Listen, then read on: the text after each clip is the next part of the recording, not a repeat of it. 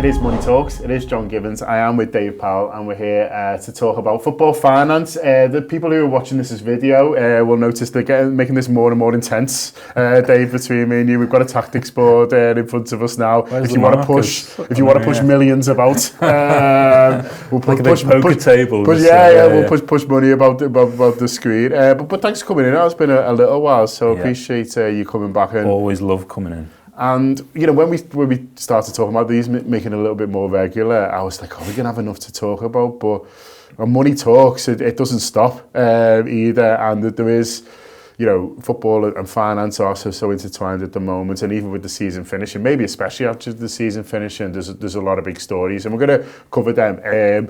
None of them, well, maybe a little bit the last one, but not many of them directly linked to Liverpool Football Club, but they all obviously have knock-on effects because it's about the competition, it's about the Premier League, and so we're going to start talking about Manchester City, of course, which is the big story, but also Aston Villa, who are getting in the action as well. We're going to talk a little bit about the Everton takeover, because that's obviously a hot topic at the moment, and then we're going to finish on Swiftonomics, which I've been practicing how to say. Swifty, which I know is your specialist subject, but if you can just stay off the music, Dave, and just focus purely on the financial impact on the city and the football club. Yeah, we'll do. I'll name all the 2 songs I know, and then it's got a lot of hits. I don't doubt, but I don't know any of them. Okay, Man City then, they're a laugh, aren't they? They are apparently suing the Premier League at the moment. It's, to my mind, feel free to disagree, all to do with these rules that were brought in last February, which is related to sponsorship, and it's related to sponsorship packages and who you're allowed to get them from and how much you're allowed to ask for. These rules, I believe, were voted in by the Premier League, but now Manchester City is saying that they don't like the tyranny of the majority, which is an interesting phrase I enjoyed, and they're wanting to take the Premier League, of which they are part of, to court to say it is against UK law. Is that correct? Yes. So these, when you have to kind of skirt back to when the Saudis took over Newcastle, because there was a lot of concern in the immediate aftermath of that the PIF would lean on some of their simpatico relationships they have in the Gulf states with big business, whether it's airlines, travel, oil and gas, anything like that, to try and raise the values of commercial partnerships for Newcastle, which in turn would allow them to spend more money on transfers and investment and the playing side of things. Almost immediately in the aftermath of that, there was a shareholder meeting. The decision was to push ahead with kind of strengthening fair market value rules. So looking at the wider picture of commercial deals across the whole division, assessing kind of brand value, reach, all sorts for each individual club, and then coming up with a fair value for what that commercial deal should look like. So you couldn't have Bournemouth, asking for 250 million, for a company to sponsor the shirts, which would ultimately, that revenue would allow them to spend more on players. So the idea was to stop Newcastle spending to such a degree through those associated party transactions. So associated party transactions are any deals done with, as it would say on the tin, parties associated with the ownership, either directly or indirectly, through investments, through direct ownership or investments in such a company. Now that moved on again, February time, kind of stricter rules around fair market value and how these things are assessed. It was voted through by a majority, which is, I think, 14 they needed to vote the majority through. City were one of those to reject. I think Chelsea abstained, I forget the other couple. But they said at the time that they were going to consider their position on this moving forward, and it's turned out that they're pursuing legal action because they think this is against competition law.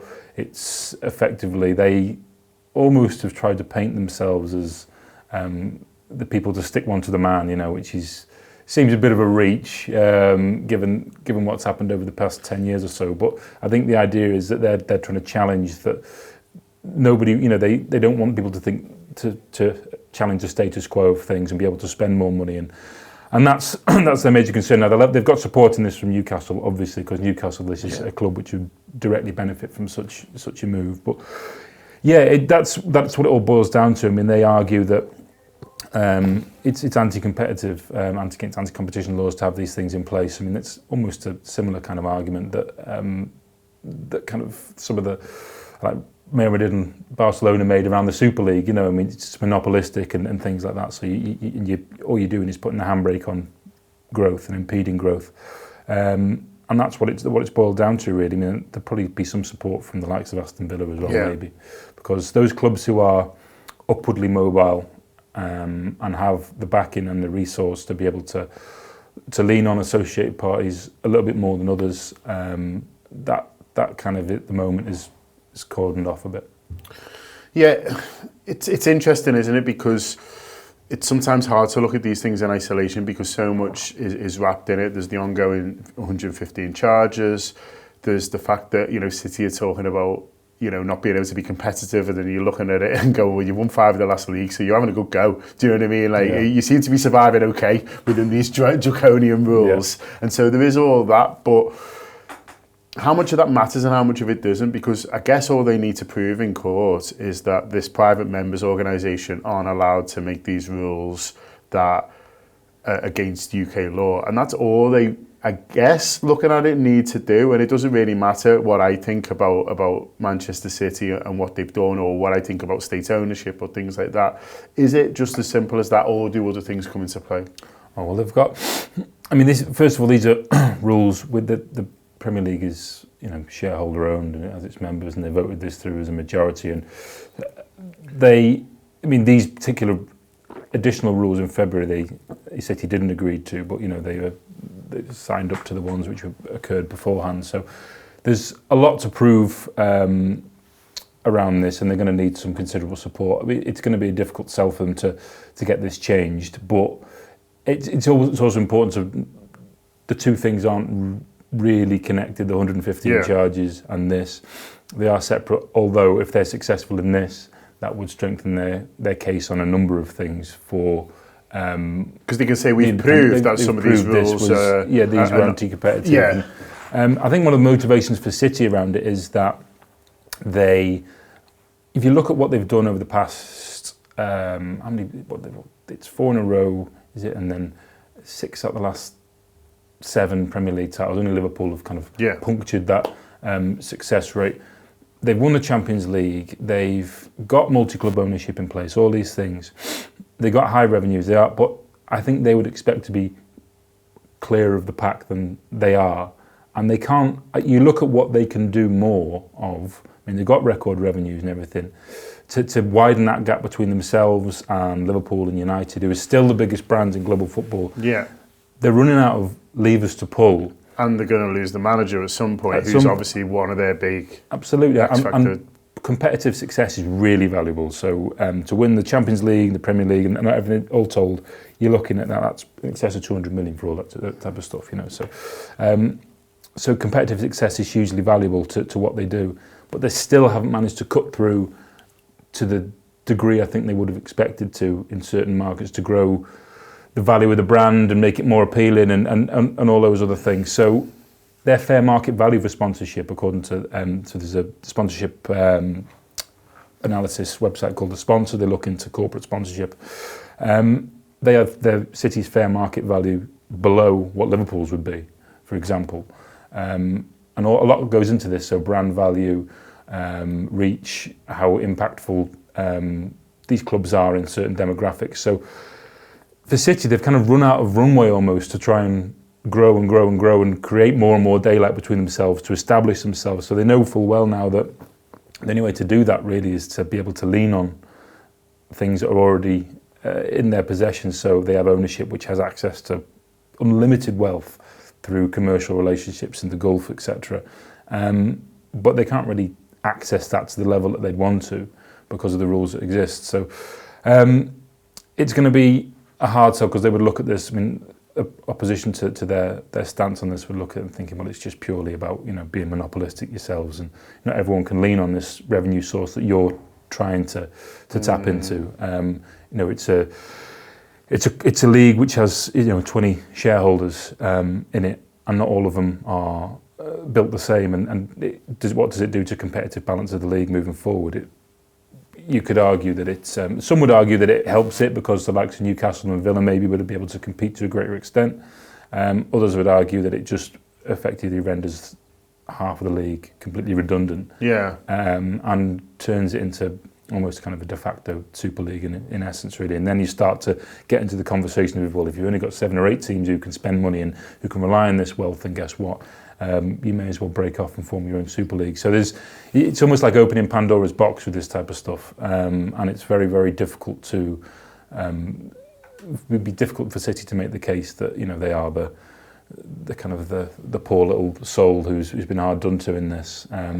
Because the changes could be seismic. And that's it, and that's what it seems to me. In that, Dave, I understand the argument that the scales are tilted in favour of the traditionally bigger clubs, and I get that, and especially with the way that the rules are. If you're, you know, Liverpool or Manchester United, you know, the dice is loaded in your favour, but this could tip the scale so far the other way that like that advantage that those clubs have now would seem sort of so insignificant, and it could, you know, potentially, if there was complete sort of freedom for the market to do what they like, you know, we could be talking about the halcyon competitive days of 2024. Yeah, and that's it, isn't it? I mean, Liverpool, it's always been a strategy of growth and sustainability, and if you look at what's happened over the past 10 years, the business has soared in revenues and value, and they've succeeded as well, but they would have succeeded far more were it not for City. United, but these are, you know, United as well, one of the world's biggest football clubs, both Liverpool and United are more valuable assets than City still they are, and that's despite, you know, Manchester United not having won a league title since 2013. Liverpool once in the last 30 odd years, so obviously Champions League success plays a big role in that because they are huge brands, they're global brands, and that's hard to match. So City have got, you know, like I say, if you open up the floodgates too much and you start to just encourage who spends the most, that doesn't even exist in North American sport, where we think is, you know, it's kind of the Wild West when it really isn't. It's over here which is the Wild West. I mean, over in North America there's cost control.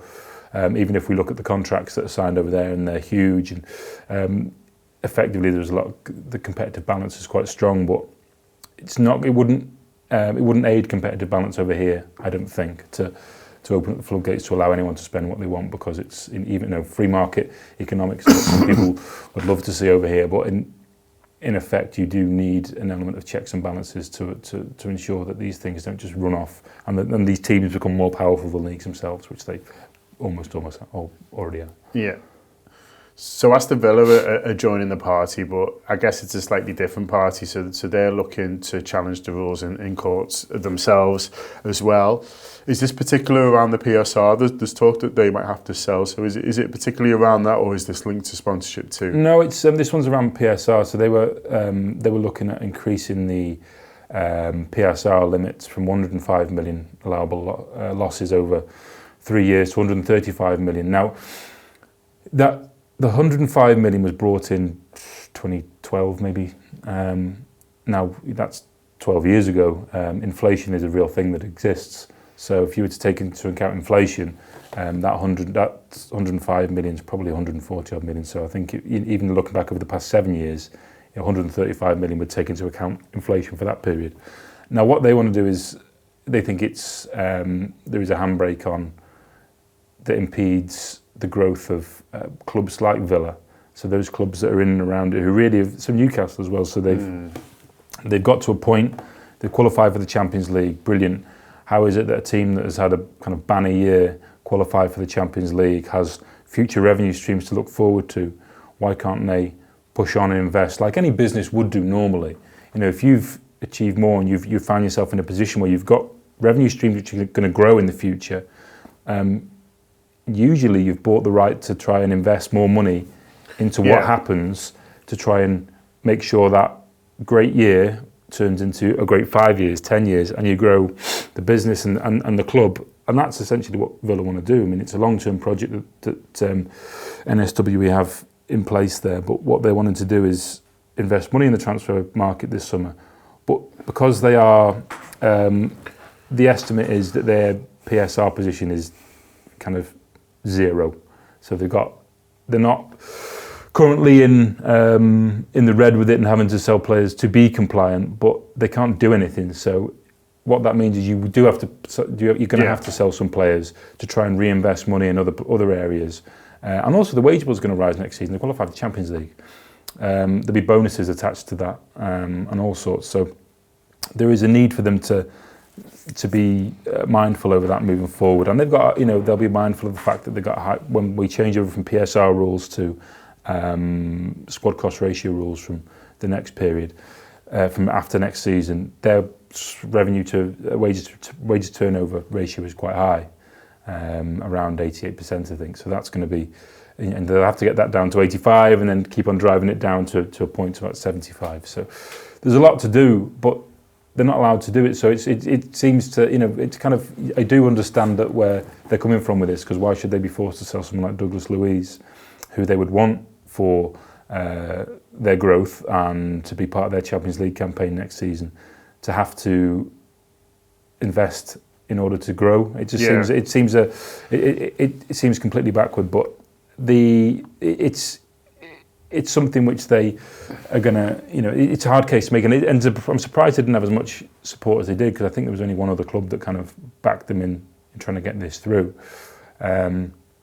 So you can see why they would feel so aggrieved to it, because this is a moment in time where they think they've got a chance to kind of hammer home some element of competitive advantage because they finished fourth through a great season. But Chelsea are able to spend all that money and go out and reinvest this summer. I mean, so you can see why they would want to do what they can and feel aggrieved, because that as well, like City would argue that, associated party transaction rules are anti-competitive. You could argue that the current PSR rules are anti-competitive as well.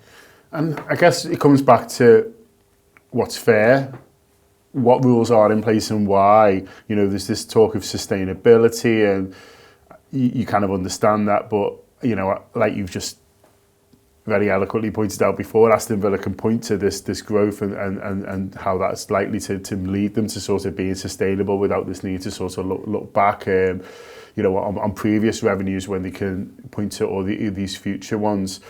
It's a difficult situation, isn't it? Because, I believe that these rules have been brought in for the right reasons. I'm not one of these who thinks it's all about protecting the red cartel, although maybe I'm a member of the red cartel, so I would say that. But I think these rules have been brought in with the right intentions, and that's to keep spending to a limit that A, isn't going to lead clubs to going bankrupt, but also B, isn't going to lead to a bit of a farce in terms of a league. So that's why I think the rules have been in place. It's just, you can have rules in theory, and you can have, but in practice, when they don't feel right in certain situations, or there's knock-on effects to them that lead to either a retaining of the status quo or a negative situation on a football club. That's where the problems arise, isn't it? And it's hard to know, what is the fair solution, because I've seen people propose salary caps. I've seen people propose, other things that could be done, or a complete sort of free-for-all. But whatever you bring in, A, you need the football clubs to who sign up to them to go through with it, and to not try and game the system, to put it sort of nicely. But also, there'll always be winners and losers in these situations, and that's what makes it hard, isn't it? When it's effectively what you're trying to do is, have the best league possible and stop teams getting into trouble where they might go into administration or worse. Yeah, that's what the whole essence of financial fair play was all about, to stop overspends that would threaten the existence of clubs. And ruin kind of the ecosystem of football in general, European football. But what has happened is that the game has grown so fast, but certainly over here as well, mostly, that regulation hasn't kept up with it. So we look across the Atlantic to North America and how they're able to grow their leagues, because the structure is completely different, So it's more onus on the leagues to drive forth change, and they have all these things in place for salary caps, luxury taxes, and those type of things. But the system's completely different. They have a collegiate system which supports competitive balance every year. We don't have that. So we create, the football league, the English football league has been a thing since the 1800s or early 1900s. But Premier League's been here since 1992, and we've just wanted to grow media revenues, and with that comes, throughout the 2010s, there was enormous surge in transfer spend, wage spend, all these things. but regulation didn't keep up at that time, so regulation remained static, and we didn't really address the problem. And now it's all come to a head, and the Premier League, what do we do about this? So it's almost kind of is that thing of closing the stable door after the horse has bolted, because regulation hasn't kept up at a time when it should have been fluid and moved with how the game was growing through a decade. But they kind of effectively took their eye off the ball a little bit, a lot, and they've focused on the growth and not on the regulation, and that now it means that you've entered into a period where you have clubs that can do more and clubs that can do less, and we've created that gap. There's always been that big six we talk about because they were big clubs. Yeah. But now, not just because they're big clubs, that's kind of ring-fenced almost, and it's a walled garden that no one else can get over because they can't spend the money to bridge that gap. I mean, it's not that long ago that look at what Everton did under Moshiri. I mean, the idea when he took over he had was spend, invest at the start, and then that will close the gap artificially without needing to qualify for the Champions League every year. We'll close that gap, and by the time we've done that, we'll be part of that group and we'll be qualifying for the Champions League. Yeah. So it'll wash its own face. That never happened. Yeah. And then obviously you have the kind of the mess that's left to clean up at Everton, which has been a result of that. So the regulation just hasn't kept up with the growth of the Premier League, and they're trying to solve a problem which should have been solved a long time ago, and that's a difficult thing to do. So there's no answer which will please everyone.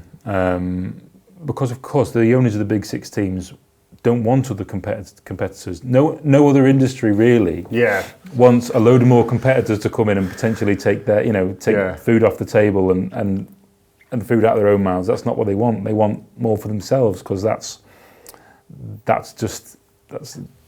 the economy we live in. That's football and that's sport, and that's just that's venture capitalists for you.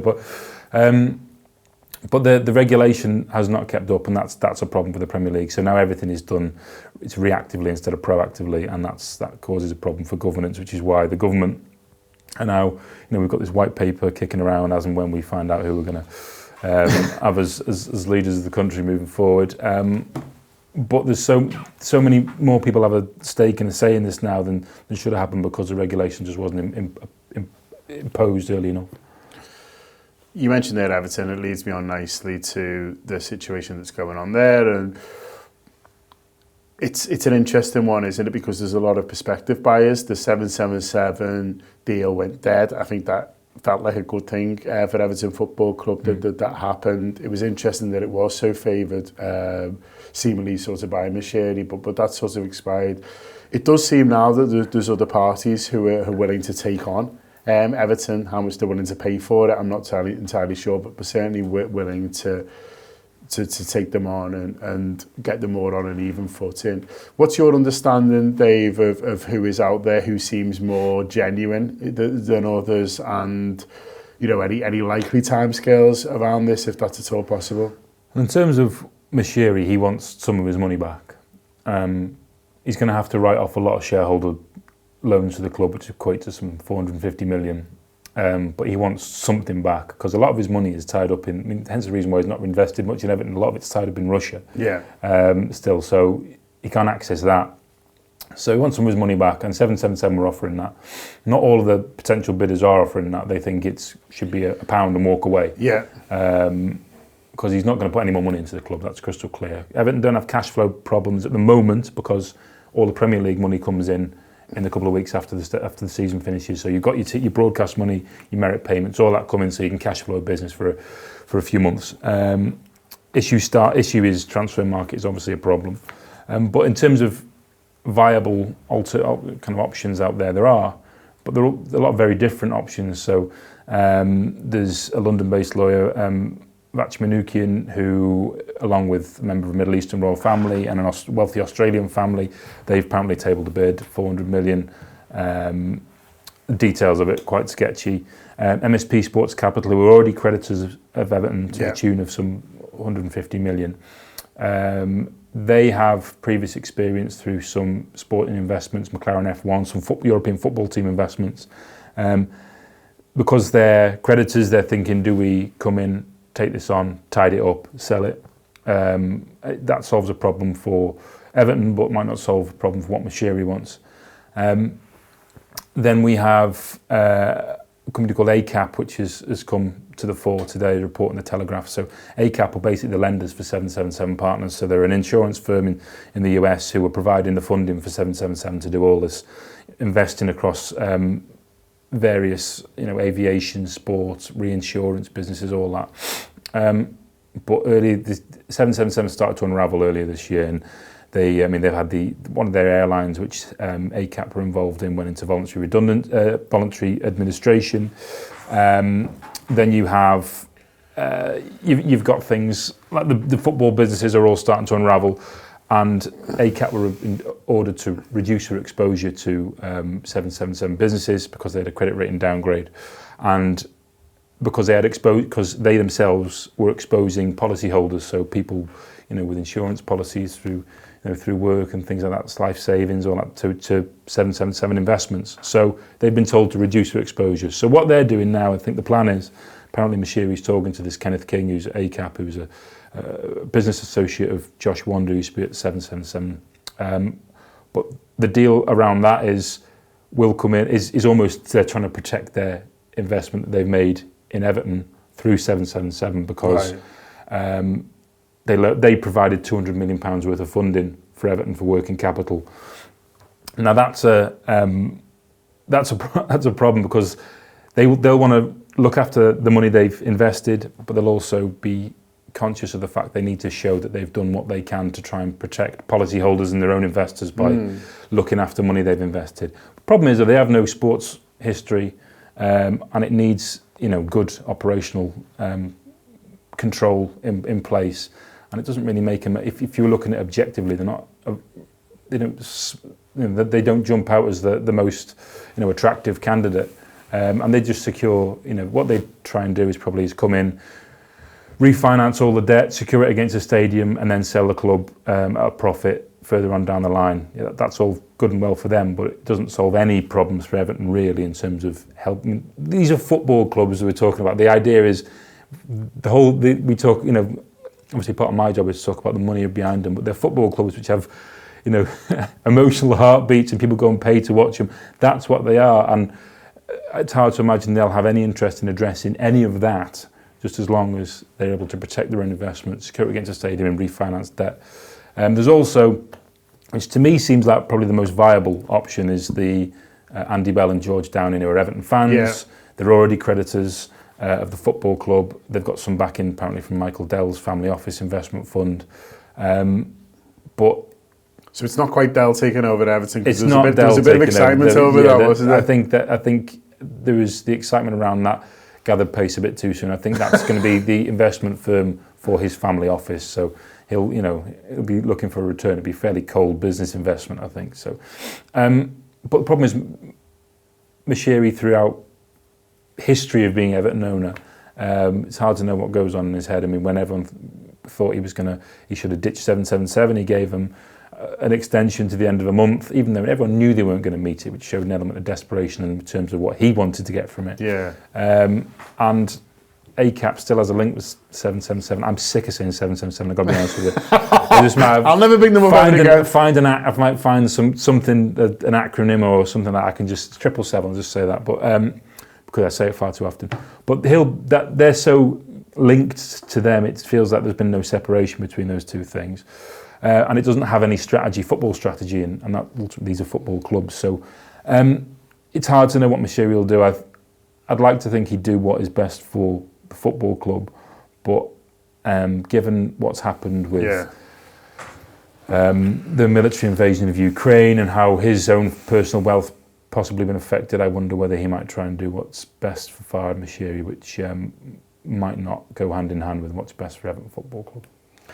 Any time scales on it at all? I mean, do you need to be reasonably swift? No pun intended. Because no, it was. It's just she's on my mind. you know, there's talk about Everton having to comply with PSR, having to sell a player, possibly Jared Branthwaite to Manchester United. Sort of is the talk. Is there an active danger that they might go into administration? In which case, you know, a new owner, does that put them off if the team's sitting there on -10 or whatever it is? I don't think so, because I think they've got they've been able to cash flow the business significantly because of the start of the season, the money that comes post-season. Right. The transfer window is there and they could avoid financial pitfalls. They'll be left with a very threadbare squad and not being able to do much in the transfer market, but they have options to play a trade. Yeah. At profit as well. That's significant profit. There's quite a few for significant profit. There's a decent few. Dominic Calvert-Lewin, Branthwaite, a lot of those players, they're significant profit. So while it's to the detriment of the competitive aspect of the football club, they can address financial issues moving forward. So, but they will. Any prospective investors going to try and get this done quickly, because serious ones who want to try and grow the football club want to try and get in now or early as they can, because they want to try and affect some positive change while they can. Because once the transfer window's closed and your player trading's done and you've had no say over that, then you're working with one arm tied behind your back for a portion of the year until January opens up, and the die's already been cast for the next season, really, and what you can do. So there's that. I think the owners and directors test will be far swifter than what 777 went through, because there was a lot of red flags. So I think if it's a viable candidate, I think it'd be Premier League might try and expedite that type of search to get people through the door. And it's easier if someone's already a creditor of the football club, because they've already been vetted through that process in part anyway. So I've not answered the question at all. So I would say by the start of the season this probably maybe an agreement in place, but how soon they can get anyone can get approval from the Premier League. But I imagine they'll try and move that on quickly. Okay then, Taylor, it's the big one. It's great for the city, isn't it? You can see how great it is for the city. There's Taylor Swift fans all around. There's people taking pictures. They've done a great job, Visit Liverpool, of putting these, Taylor Swift themed eras, things all over the town, which you get photographed and are on Instagram, sort of all around the world. So the hotels are full. I imagine the bars and restaurants are doing pretty well as well, and the club shop is rammed. So we can see it's brilliant for the city. Obviously, it's great for people who sort of live here, who are a fan of the music. But what does it mean for the football club? Because presumably they're on a fairly sort of set fee for these concerts. It doesn't matter sort of how excited people get. Are they getting the food and beverage money sort of from tonight? Have you got an idea of how valuable these kind of things are to Liverpool? Because it's not just the 3 Taylor Swift shows over the next few nights. There's Pink, who's doing a couple of nights, I think, there as well. So, they're obviously doing it for a reason, because it's causing havoc with the pitch. So they obviously think it's worthwhile. They're valuable. At a time when we talk about ways to raise revenues, I mean, this is effectively what happens.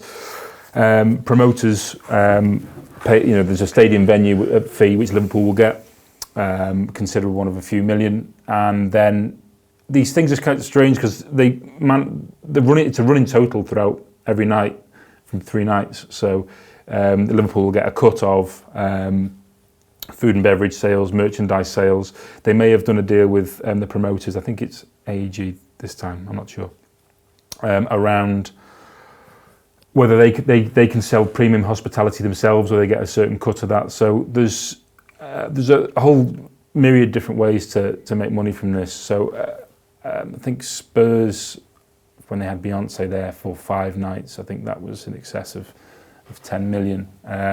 Imagine Taylor Swift will do similar numbers to that over 3 nights. But it's also it's the revenue benefit you can't actually see.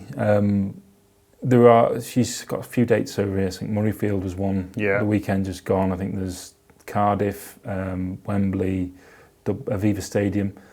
Anfield's the only one which is a domestic football ground. It's the only non-capital city as well. Yeah. And it has a compelling story. It's a city of pop music, popular culture.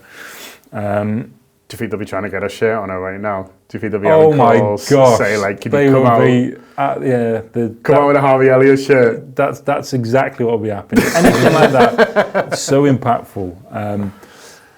But it's the fact that venue. So for an example, when Spurs talk about stadium naming rights, they were talking about selling them. They want a huge fee because Daniel Levy, and Daniel Levy drives our bargain. They've still not done a deal on that. And Daniel Levy said something a while back which really interested me about. He said it may be more valuable for us to keep calling it the Tottenham Hotspur Stadium than it would be to call it the Google Stadium or whatever. Now, Anfield, so every time someone Googles Taylor Swift tour, which I imagine is a lot, they're seeing Anfield. Seeing Anfield, and Anfield is inextricably linked, as with Liverpool. Yeah. And it's a venue in itself, so people know Anfield as a venue. So there's a reason. FSG love making money, but they kept Fenway Park. So it's for a reason. So these things are iconic venues, so you can build events and around iconic venues, and I think that's what will happen here. So it'll give more exposure to Anfield, ergo more exposure to Liverpool.